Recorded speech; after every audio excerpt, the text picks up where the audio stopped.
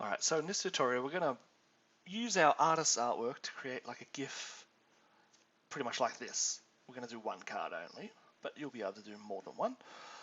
I did this GIF before I learned how to make the background entirely white, and you can see remnants of the greys in the corners.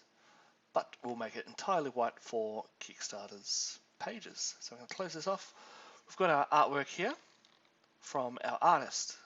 It's a JPEG, so it's not in any other format. It's a JPEG. But what we're going to do, you can see the corners are sharp. We don't want sharp corners. It doesn't look the same as a rounded corner card, because you think all cards are rounded corners, have rounded corners, so it looks better. So I'm going to Control A, I'm going to select everything. I'm going to go Select, Modify, Smooth. Smooth is what we want. Or we want Contract. We don't want to do that. For this image here, 48 works pretty good. And what it does, it's rounded that corner there, if we have a look. Alright. So, I'm not going to edit this layer. I'm going to hold Control and press C. I've copied that image. If we copy and then go straight to New, it's going to paste it in that size that you've copied. Background contents, we want transparent. Okay. It'll automatically have the sizing if that's what you copied. And then we're going to Control V, paste the item. It always pastes in the middle of your screen. And as you can see, we've got the transparent cubes at the back there. We're going to File, we're going to Save As. I don't know what directory this is going to be put on. Let's go Games with Teeth. We want to save it as a PNG, but as you can see, I don't have any PNG format here. That's fine. I'm going to cancel that. I'm going to File, Export, Quick Export as PNG. We're going to go into the Games with Teeth folder, and we're just going to go Card Tutorial. Save. Alright, now we should make sure it's there. I'm just going to do that on a different screen. Card Tutorial, as you can see, it's right there. Okay, I'm just hiding my directories because I've got some projects I don't want to announce yet. Alright, we're done with Photoshop for now. So I'm just going to close that. I'm not going to save that, and I'm not going to save this one here. Let's hide this down, and we'll go over to Blender now. This is a new Blender file. We're just going to do a new one, just to prove you. Remember, we want to swap our view over to the top right one if we can. This one's fine as well, but once again, I just like working with real-time lighting. This box here, don't need it. We're going to click it, left click it, we're going to press X, and we're going to go delete. Now, we want something here. We're going to go Shift A to add, go to Mesh, Plane. Alright, so we want a decent camera angle right now, so we're going to press 7 on our number pad. So press 7, it's going to give us a top down view, which is what we want. But we're going to change this camera angle to this view here by holding Alt, Control, 0. Okay, so this is the view the camera has. If I move out, we can see that the camera is pointing down. Alright, so we're going to expand this box a little bit by going to the object properties. If you have a look, it's a plane, so planes don't have any Z depth at all. So if I was to do this to 20, nothing would happen. I'll Control Z there. But if I was to do, say, Y to 20, which will be the direction I think the direction we want, it'll go massive like that. We don't want that either. We want a 1.5. It's about the shape of a card. I don't like how far away this camera is, so I'm going to select the camera with the right, in the right menu up here with the left button. I'm going to press G, and then I'm going to press Z. Okay, well, let me see if this works. Camera, bring the mouse over here, press G, and then Z, and this gives us the power to move the camera. We want these cards nice and big. Alright, so once we've done that, we'll select this, the plane that we just added. We're going to go to Material Properties. We're going to click New. For base color, we're going to click this little circle, go Image Texture, then we're going to Open, and we're going to use that image texture we have, which I saved here, Card Tutorial, Open Image. All right, so if we have a look at this, it's good. We don't need to unwrap it because it's lined up perfectly. Just remember, if you wanted to unwrap it, you click the item, press tab for edit mode, then you press U and you go to unwrap. Well, you know what? We're going to fix it anyway, just because we're here. When we go to UV editing up the top here, and we say, let's change this view over. Now, we want to turn it upside down. So what we're going to do, we're going to transform.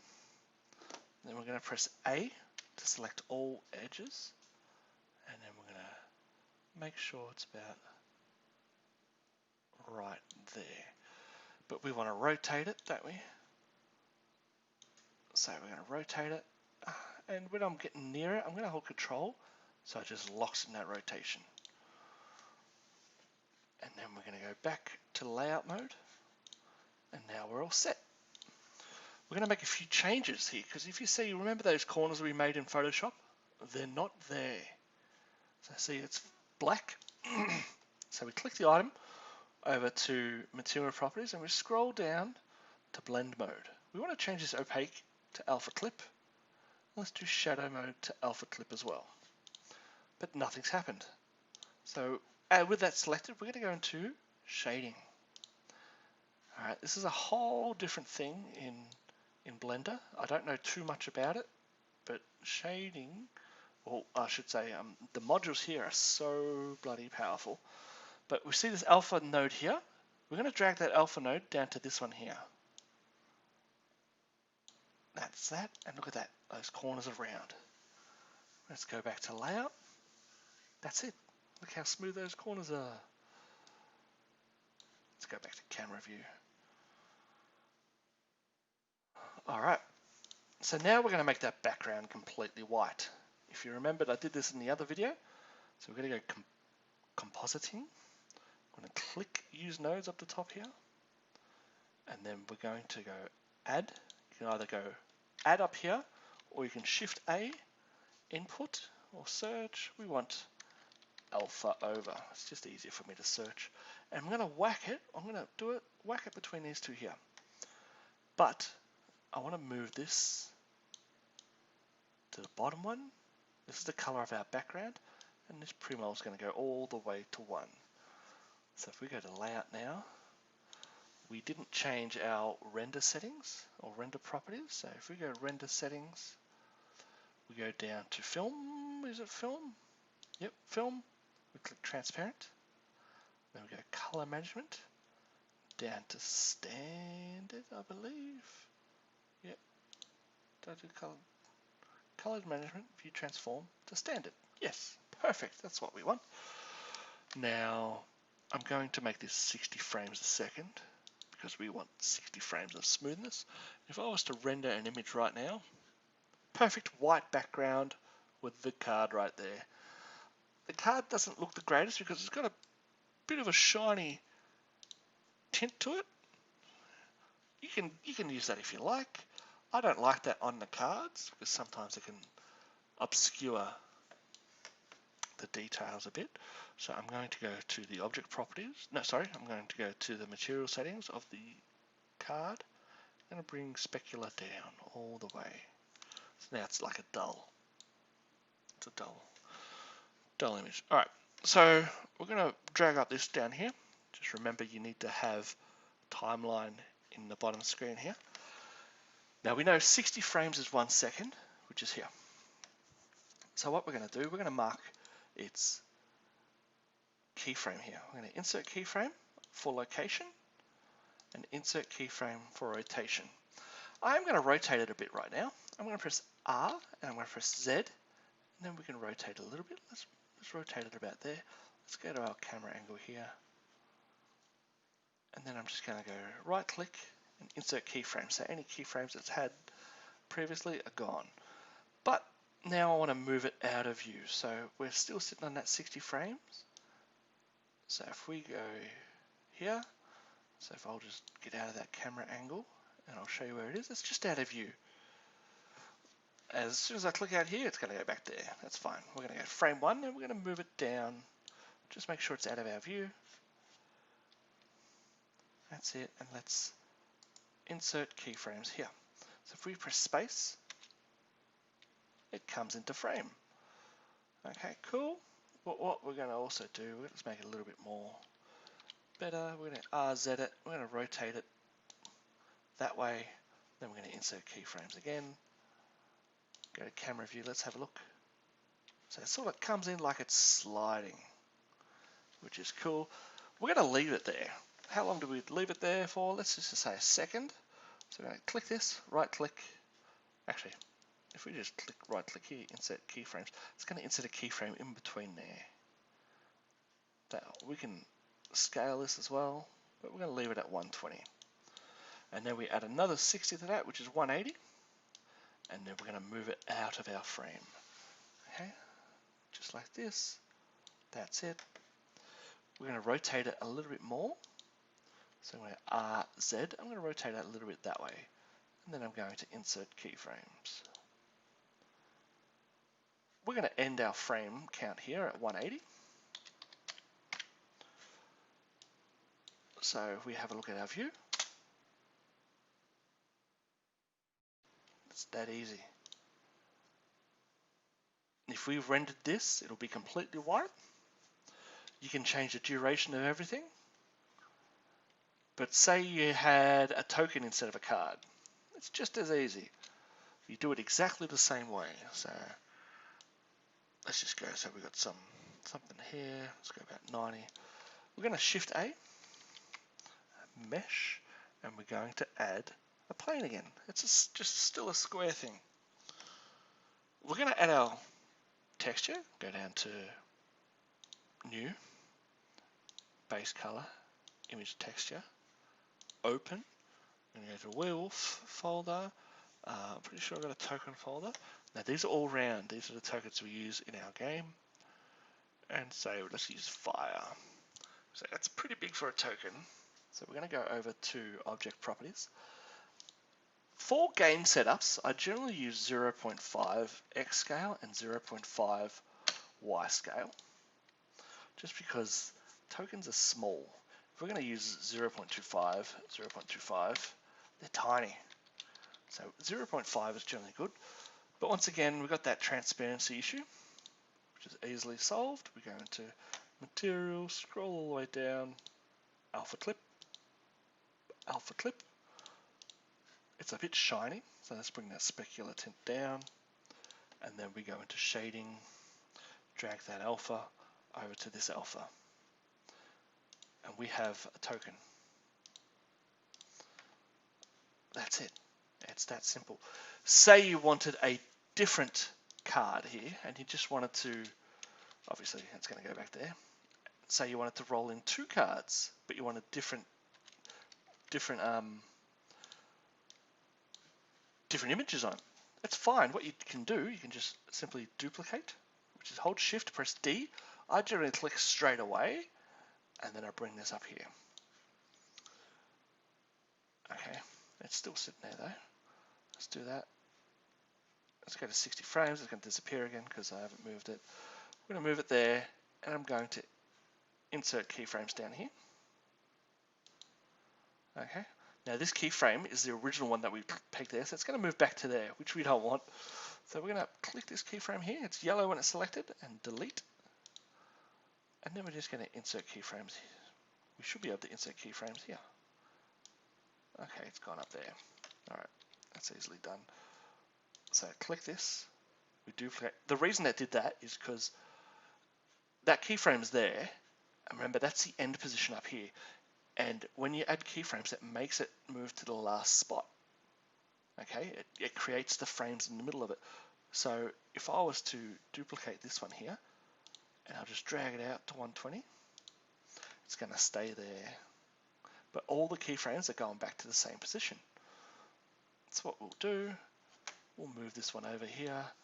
Let's rotate it the other way, Z to rotate, and then we insert keyframes. And then we go back to the first one.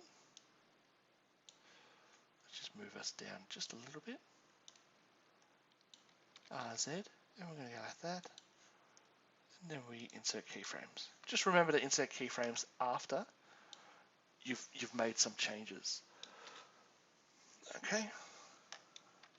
It's not really spinning, so let's get a spin effect on it. Let's RZ that there, insert that keyframe. I'm going to delete that one.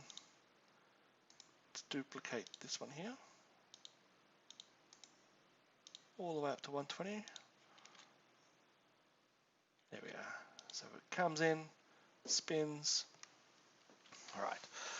So if we were to change this here, image texture, remember over here, the base color image texture, it's going to change this one here as well, because they're using the same material, if you see. And then this one here is material 2. So if we add a new material instead, go new, let's go image texture, open, let's go Werewolf River's End, let's go broken window, but it's still there. But what we do, we just click this and just remove it with that minus button there. Oh, because I choose the wrong one here. I'm such a galah. What's your subsurface color? Silly me, I messed that one up, didn't I? Image texture here, open, games with teeth, werewolf. Where are we? We want a card here. Let's go broken window. There we are. Now, alpha, because it's a new text, you just have to go to alpha clip again. Shadow mode alpha clip. And then we do that in shading as well.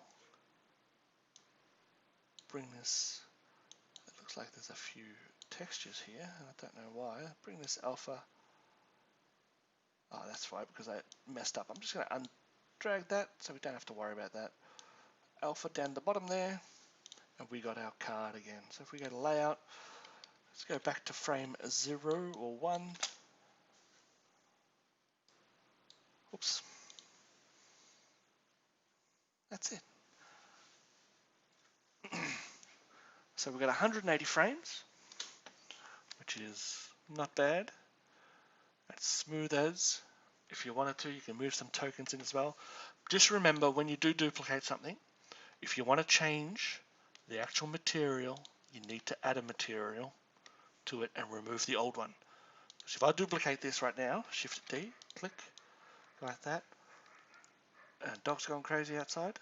I'm going to change this to bandage. They both change, see that?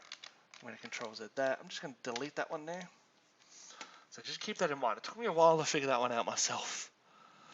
Alright, so if we rendered the animation now, which is what we're going to do, render animation. First, let's have a look at our directory. It's going to be CTMP.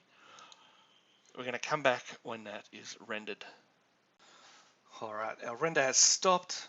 You know by that 180 frames, that's how many frames we have. But we're going to go over to, so renders here. We're going to go over to Photoshop now. We're going to go File. We're going to go Open. And we're going to find those files, which was on C drive, TMP. And if we have a look through, we'll see remember it's 60 frames per second. So there's going to be a lot of images here. Okay, so we move in, stay there. So I'm going to just click this first one here and make sure that we click this image sequence box here. And it takes all them into a sequence, into an animation. So we go Open. Frame rate, we choose our 60 FPS. And if we were to scroll along here down the bottom, we'd see it come up.